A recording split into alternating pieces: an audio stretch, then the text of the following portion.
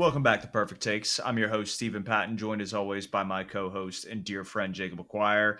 And today we're going to be breaking down week 2 of the NFL slate. We'll start with the Thursday night game tonight, which should be a potential barn burner at Lambeau.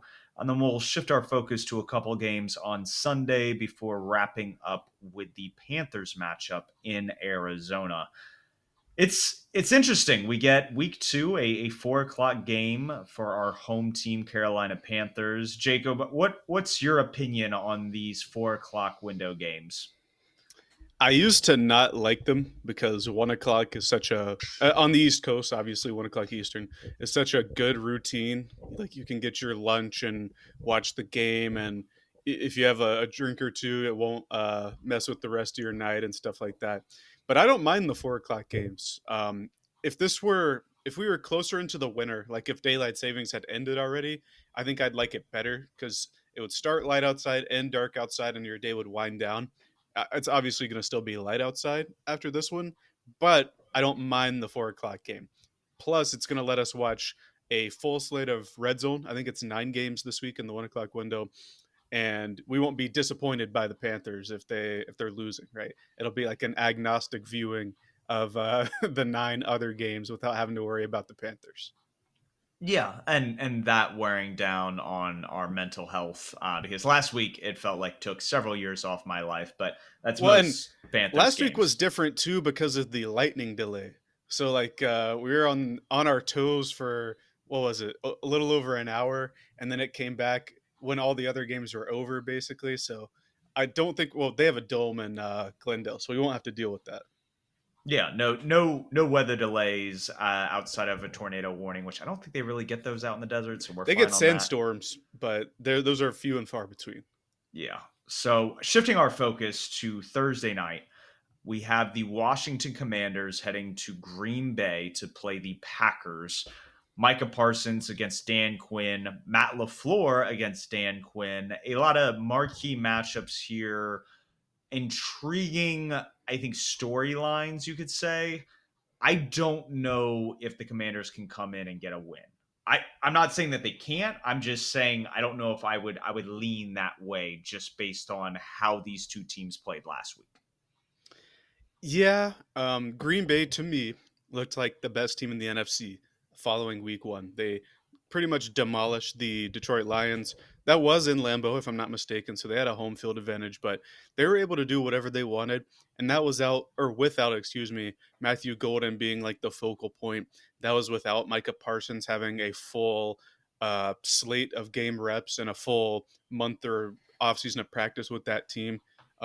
Excuse me, he didn't really practice with the Cowboys as much either, right? It was the sore back, and then as soon as he gets traded, he's good to go. But hopefully this week he'll be able to play more. The thing I will say about him is it's such a short week that I don't, or like a short week in between games that I don't know if they're going to be able to ramp him up more.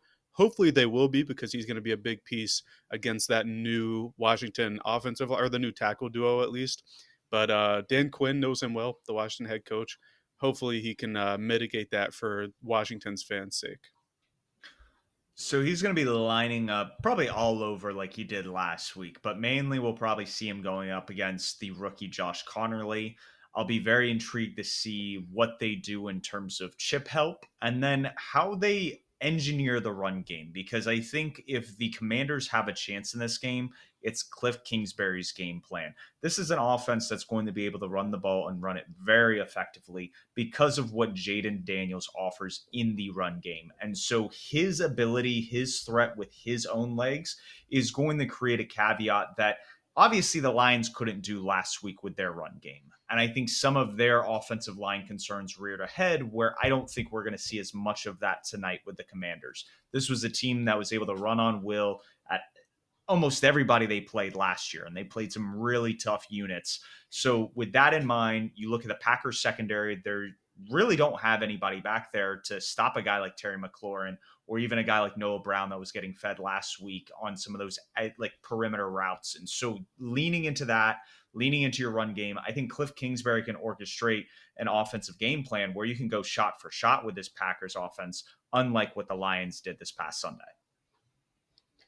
I'm not sure if they can go shot for shot, but it should be more potent than what the Lions were able to do. The Lions are certainly the more talented team, but I think Goff was in disarray all day. The offensive line was kind of crumbling under the Packers' defensive pressure. I like what the Packers' defense can offer now that Parsons is there. I thought Lucas Van Ness took a notable step from would it be year 2 to year 3. Rashawn Gary looked fine as the second rusher.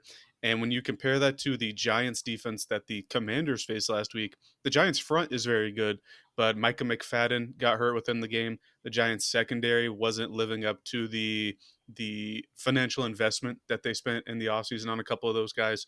And I think the totality of the Packers defense is going to be much better.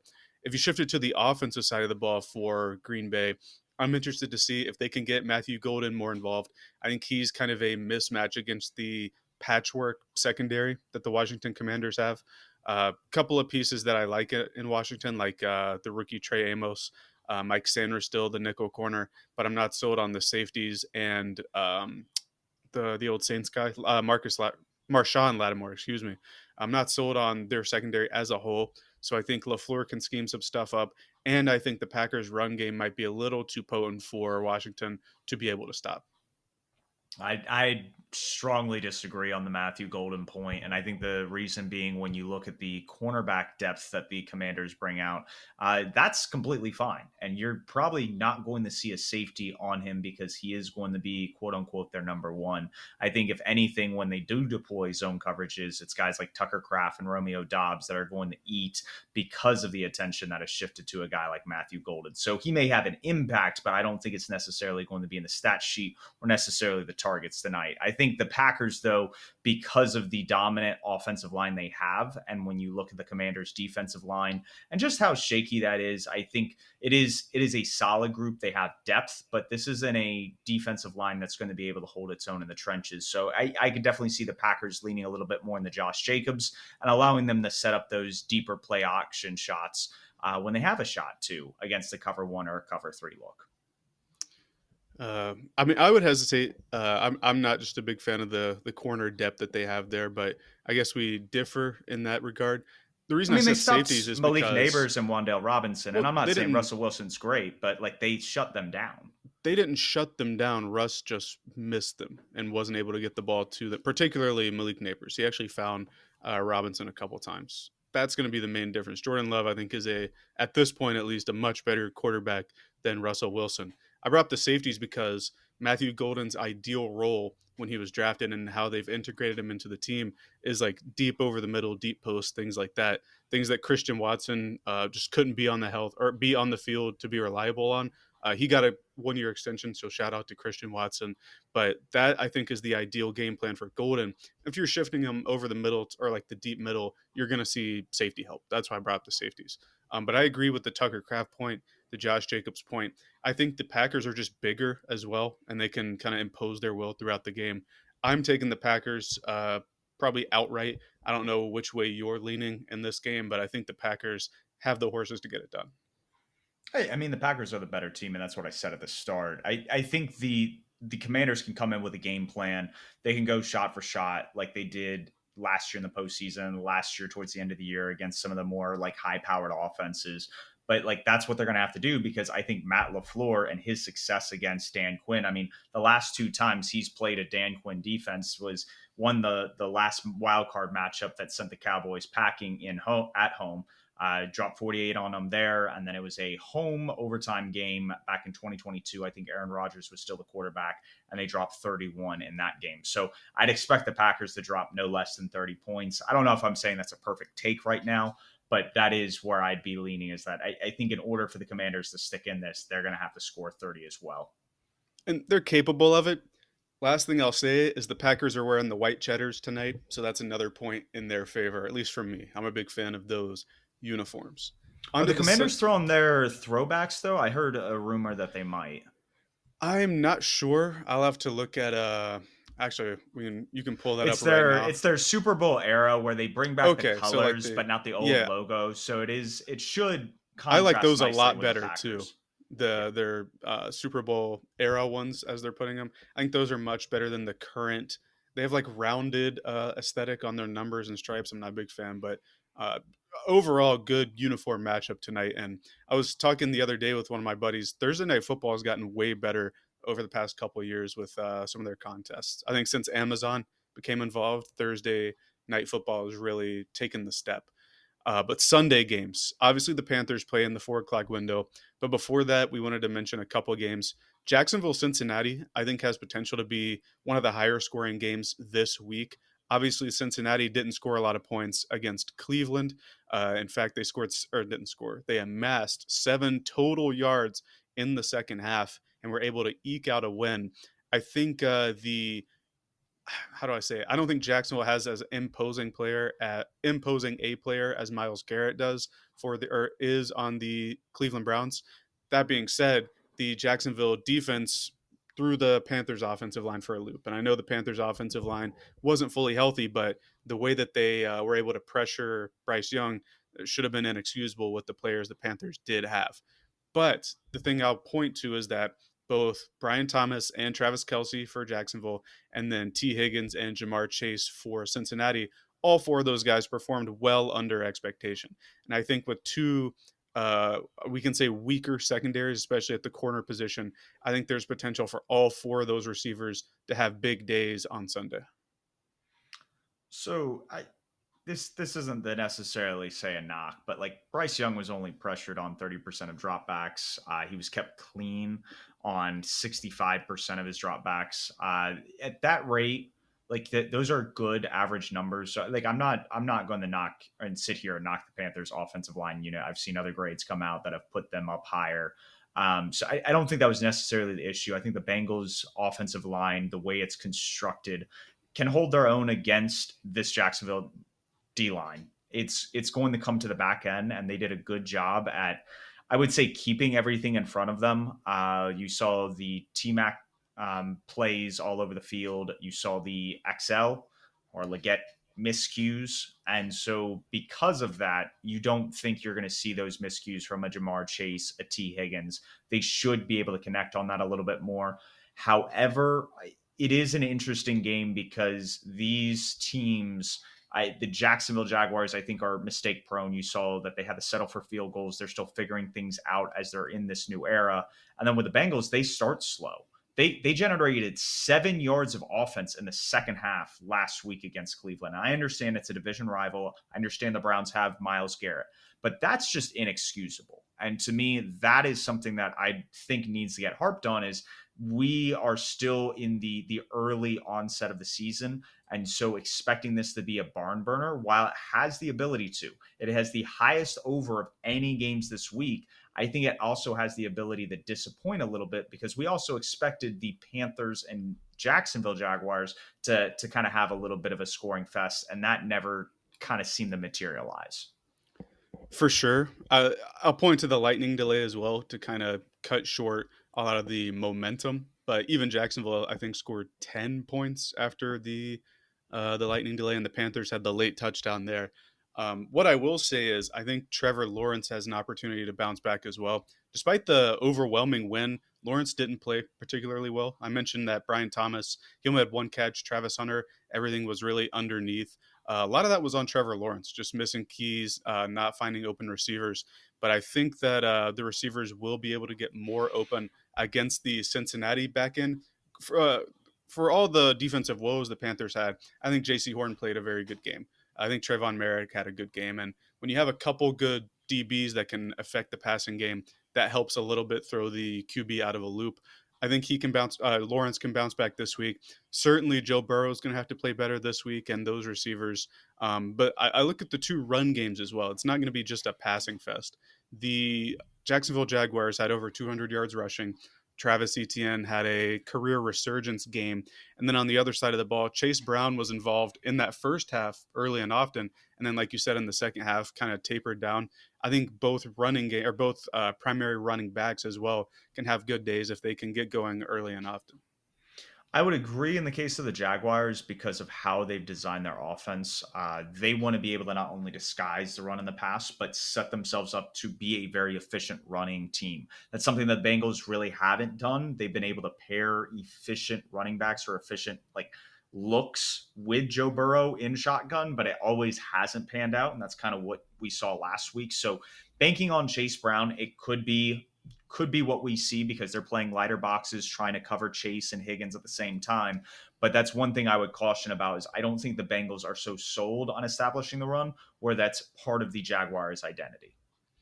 For sure. Last note I'll say is both defenses had two or more takeaways, which is something you probably wouldn't expect from a Bengals defense or a Jacksonville Jaguars defense. One of the Bengals one was really, really fluky. Uh, Two of the them, the well, the I'm Tillman I'm and talking the Judy about interceptions. I think it was the Judy one where he was like on the ground and it like bobbled up into the arms of Jordan Battle. That one was really, really What the fluky in my one that went opinion. through Cedric Tillman's arms in essence, like he didn't bobble it necessarily as much as Jerry Judy, but it was kind of the same Right. thing where it was like it went through the offensive player and got to the defender, and it's like that's fluky enough to where I wouldn't count on that as much. Where I think the Jacksonville turnovers that was very much like they played their defense the correct way and were able to make a play on the ball. The first two for sure. The last, the Rico Dowdle one, that was just Dowdle didn't catch it at the very Yeah, end of the game. But still two plus for each team. I don't expect that to continue, and hopefully we get a really good game. The over is at 49 and a half. I could see something like that if we get like a 28-24, something like that, but we will have to see. I think a game that might be closer is going to be the Super Bowl rematch, and that's in the 425 window, I believe. It's going to be in Kansas City, and the last time these two teams played, Philly smoked them. We all know what happened. They just walked them down in the Super Bowl. Nobody could do anything on offense and defense for the Chiefs. Mahomes threw, was it two or three interceptions? It was multiple, and they were just able to dominate them. Philly didn't look at their peak against Dallas. Again, they had a lightning delay as well, and that kind of cut short momentum in that game.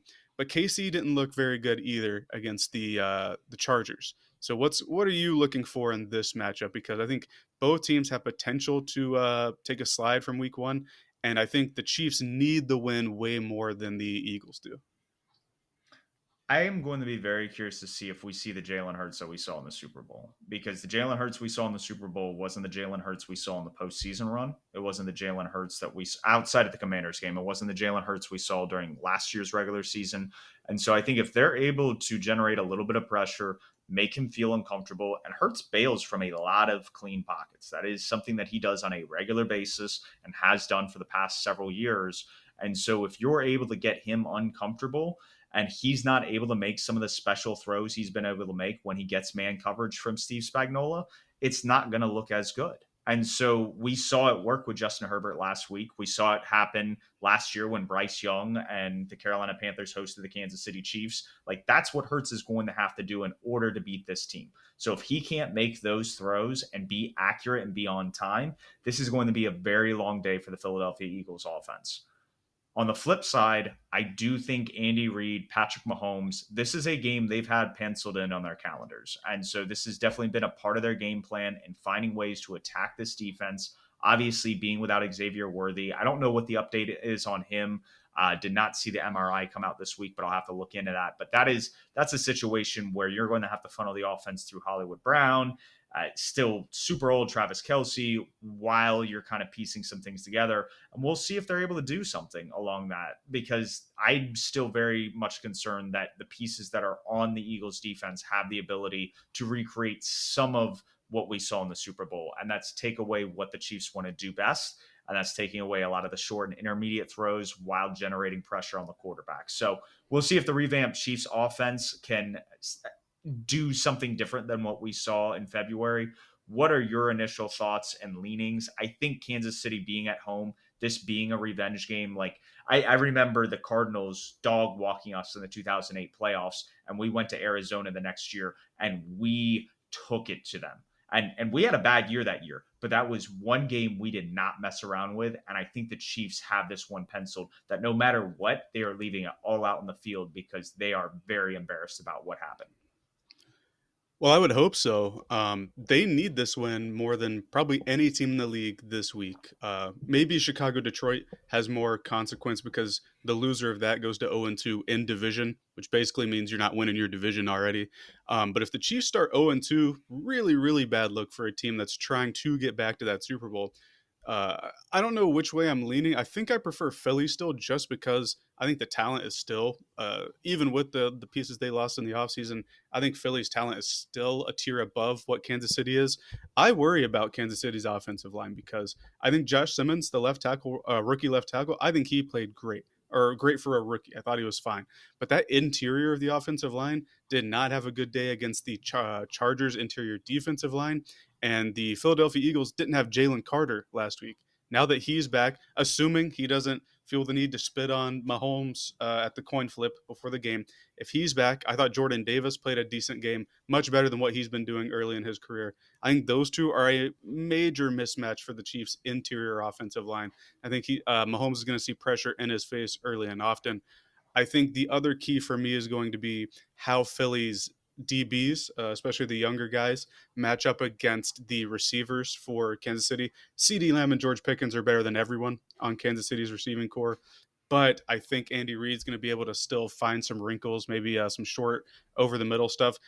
It reminds me of like how they played Buffalo in the playoffs, how they came out with the quick RPO and just threw Buffalo off. I think they're going to have to find something like that to gain the edge on Kansas City's defense.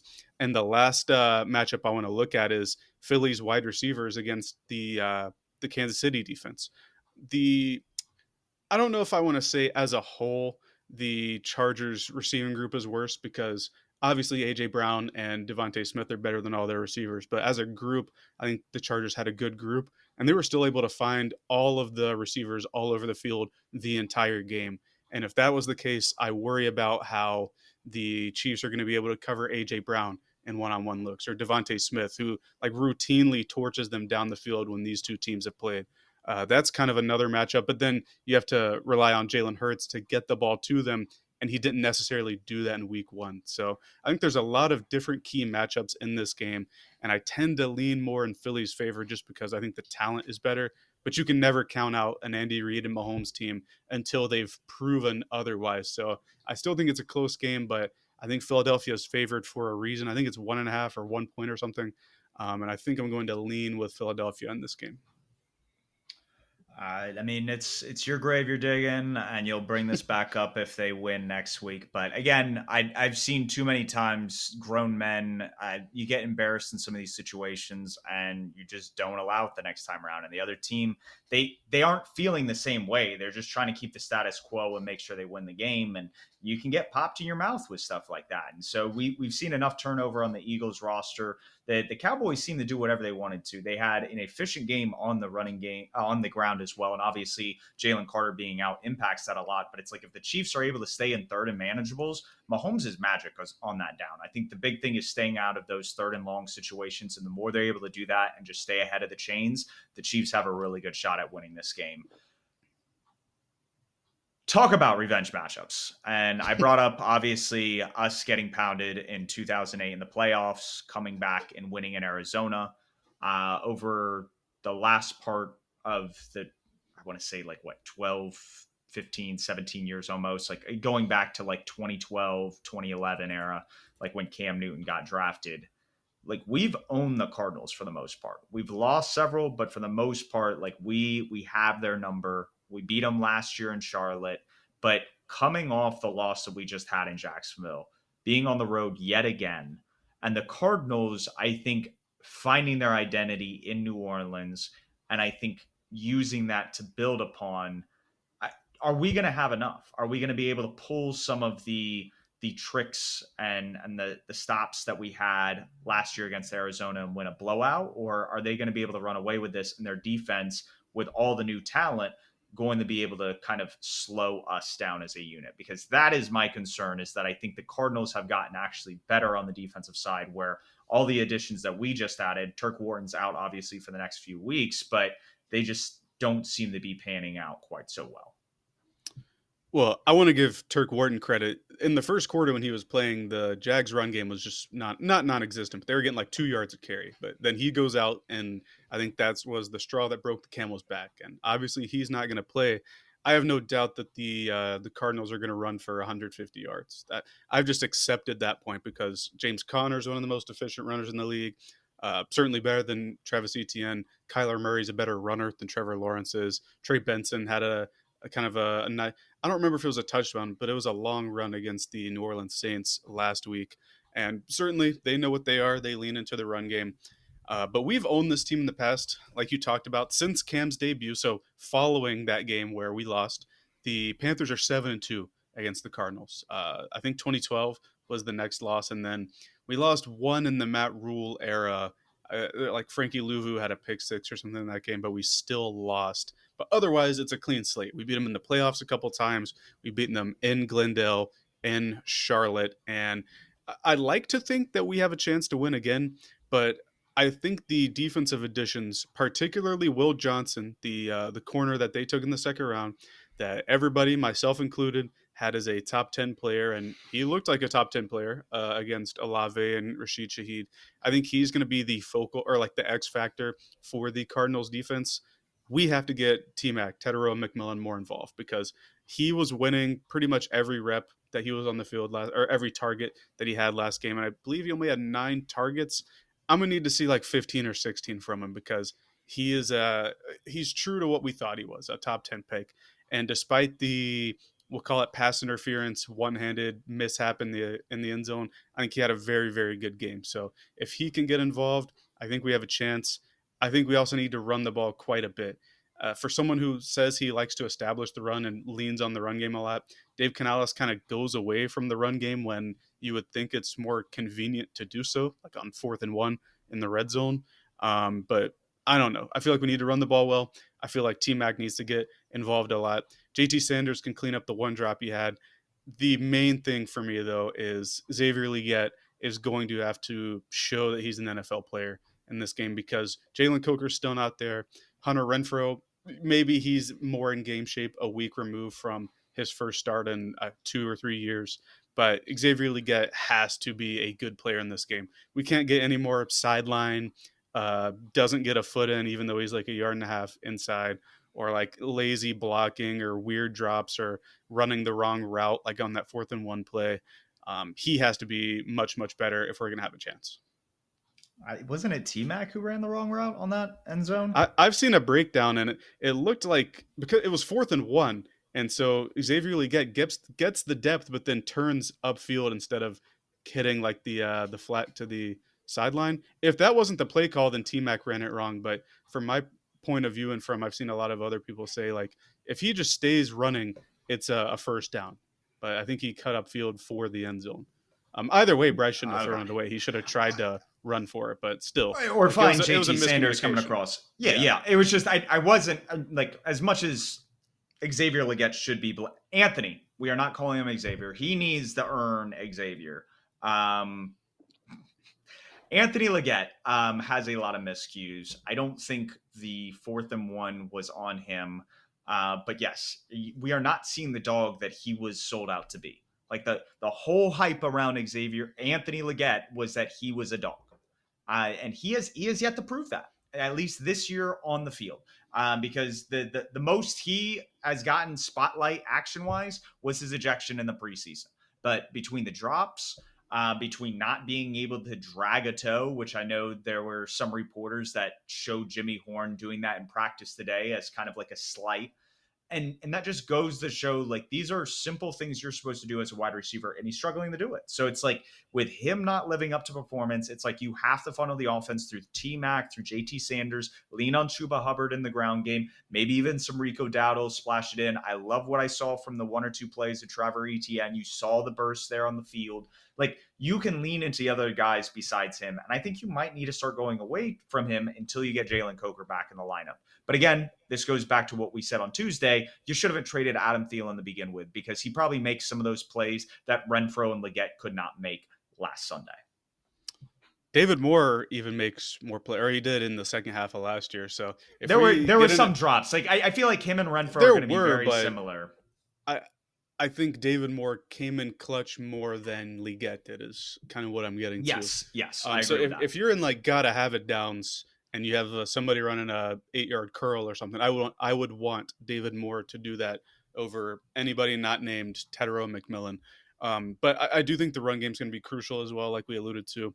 I like how good Chuba is, but you're right. Trevor Etienne has shown stuff back in the preseason. In the couple plays that he had, he showed some stuff. I would like to get him more involved, other than just having Rico Dowdle being the designated third down guy. That's another thing too, coming from last year where Miles Sanders was the third down guy, nothing else. Chuba was never on the field on third downs. Hopefully, we can mix that up a little bit more. But overall, this team, not just the offense, but the team as a whole, has to be more prepared. I think that was my number one takeaway, was between the miscommunications, between the bad stuff from the center, like exchanges, between Bryce Young's mistakes, and then the defense as a whole. We just got to be more prepared. I know And the and who does that fall on? Dave Canales, the head coach. Yeah. Yeah, No, like and like I think it yeah, should. Like the preparation, like this is what you're supposed to be doing in practice right. throughout the entire week. It's And like you're and not like prepared. we talked about the whole preseason thing, right? Like where they didn't have enough reps and stuff. But now that we're actually in the season, I don't think you can use that as a cop out or an excuse anymore. Like we have to be on our P's and Q's and be ready for this game. Because if we aren't, we know what James Conner is going to do. He's just going to run through us. That's what he did last year. People forget we did win that game. We won in overtime. James Conner got hurt in the second or third quarter, and their run game stifled out. Kyler Murray played great passing the ball after that, but you got to remember he wasn't on the field in the second half, and that was a key contribution to us winning that game. I can't imagine he's going to miss time in this game, being that it's week 2. So we're going to have to be ready for it.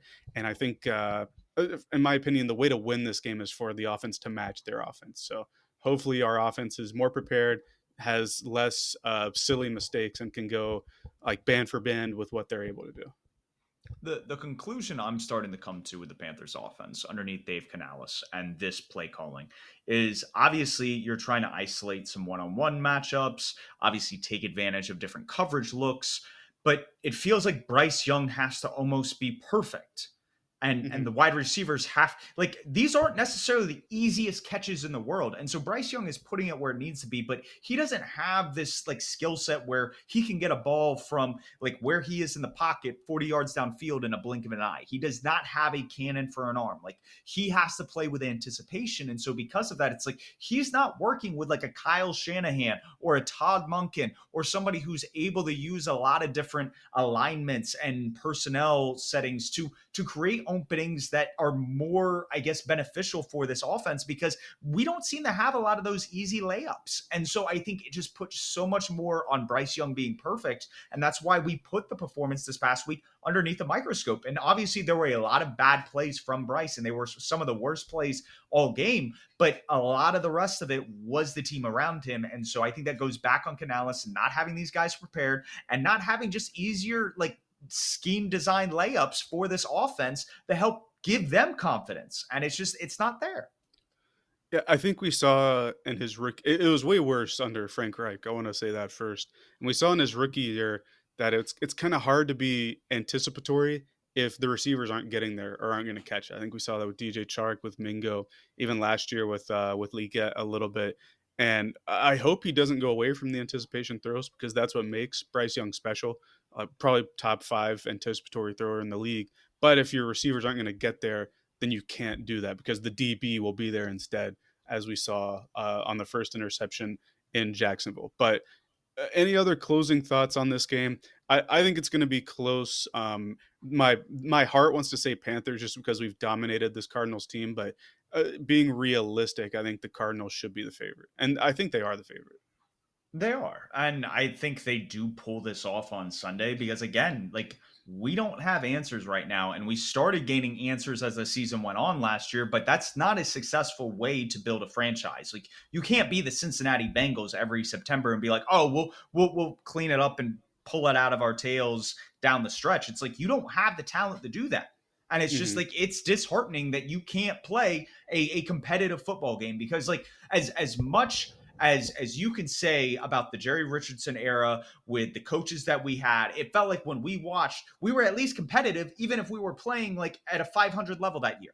And it's like we would sprinkle in a couple playoff appearances. There's none of that. It's like we aren't competitive. We don't hang in games. We can't get the 500 on the year, and we can't make the playoffs. And it's like something's got to give because at this point we are 3 head coaches into the David Tepper regime, and it is just not working out. And we're going to get to a point in this season if it continues to trend this way, and it's just going to be like, so what gives? Like, does the quarterback get sacked because the structure around him? Does the head coach start getting echoes of being fired in season? Like, what is going to happen if nothing changes? Yeah, it's gonna have to be wholesale. Like I know I'm an Alabama guy, so maybe I'm biased, but the people who say getting a new quarterback, it's not gonna fix anything. Just like we saw with, and I do want to say I think Bryce Young is a little bit better than Darnold when he was here or Baker, but when they were here, didn't fix any. Even when Cam came back, it didn't fix it. It's a whole problem. And to Dave Canales' credit, it's not just with him. It's been with Frank Reich, Matt Rule, basically anybody not named Steve Wilkes when they were the head coach under the Tepper era. But yeah, hopefully we get the win. Hopefully Tedero McMillan scores his first touchdown. But as we get into takes territory, I'm going to go back to the Thursday night matchup that's going to be later today as we record on a Thursday. I think Matthew Golden is going to score his first one tonight. Like I said, I think they're going to try to get him more involved. And when you have other players that the Washington defense is going to have to focus on, because I know you said that they're going to make Golden the number one, but he's still a rookie, and they have a lot of other weapons that have been more established that Washington will have to worry about. I think Matt LaFleur is going to make a point to get Golden involved, as he wasn't a ton last week. And I think he finds his way in the end zone tonight. It might be on a trick play or like an end around or something, but he's going to score his first one today. So I think I'll lean into this game again.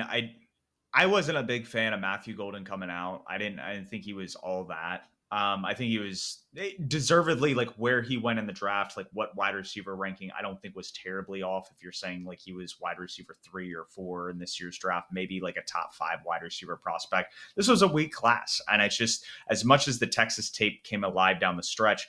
I don't know if he has it at this point in his NFL career. He had a nice catch last week against Detroit. He was showing signs of being able to get open. But again, the way the Packers offense has worked over the past couple of years is they spread the ball out. So again, him being the focal point remains to be seen. I don't think it's going to happen this year, but that's just my opinion on it. I think the Packers score over 30 points, like I said, based on the over being at 48 and a half and the spread being about 3 points. They're projected around like 27, 28 points according to the market when you're looking at those numbers. So I think them scoring over 30, it's a little bit of a sizzling take. It's not super hot, but I think them scoring over 30, they do that. And I think to add on to that, the first team to cross the 30-point threshold tonight, I think wins. So if for some reason this turns out to be like a 38-35 game, I'm assuming the team that ends up with more is the team that crosses the 30-point threshold first. So though it's a double take, Packers score over 30, and the first team to 30 wins. Do you want to pick which team that is, or are you just going to leave it up in the Nope, air? that's what I said. It is the first team to All 30. right. That's all I'm going to say. But I think Green Bay scoring 30 just with how bad we know the Commanders' defense is, with how good we know the Packers' offense is. I think that's a given, even though it doesn't necessarily line up with what the spread and the over numbers are telling us. I think if you naturally are predicting one team to score over 30, I think subliminally or subconsciously, maybe you think they're the first team to get there, but I won't make you say it if that's part of the take. I have Green Like Bay I said, I winning. think the Packers winning. I'm just like, Yeah, I'm not going to count out because we literally just saw the Commanders with the Ben Johnson offense go into Detroit and just smoke them. And like, right. even for the first little bit of the NFC Championship, they were kind of going punch for punch. They got behind a little bit, but they were in that game for about the first 3 quarters. So it's like, I think they can hang with a lot of these contenders, and Jaden Daniels can win it in the end. So like, that's where it's just like, you can't ever count them out. Yeah, and hopefully for Packers fans and for Steve's fantasy team, Jordan Love can get it done today. That's kind of a heartbreaker. Like if you pick them and he plays bad, it hurts the fantasy team. But we'll have to see. Hopefully he can get you some points today. But I think that's gonna do it. We'll be back next week. Hopefully after a Panthers win. If there's any team that we're mismatched against, but we can still win, it's the Arizona Cardinals. So cross my fingers, holding hope. Hopefully we get that win. Even if we don't, we will be back going over that game, going over some of the panic button players and teams and some of the rising stars, stock up teams, if you will. But until then, you can find us on our socials: Twitter, Spotify, Apple Podcast, YouTube, and keep pounding.